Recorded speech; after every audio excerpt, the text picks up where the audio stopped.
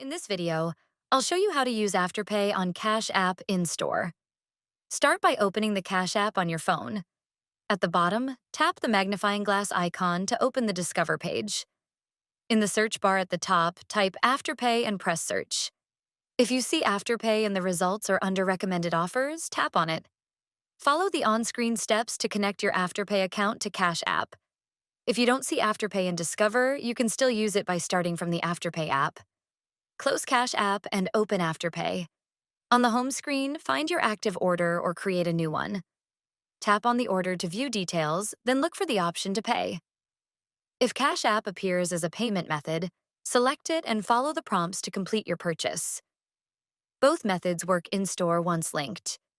Just use your Cash Card, either physical or virtual, at checkout. Afterpay will split your payment into installments while Cash App processes the transaction.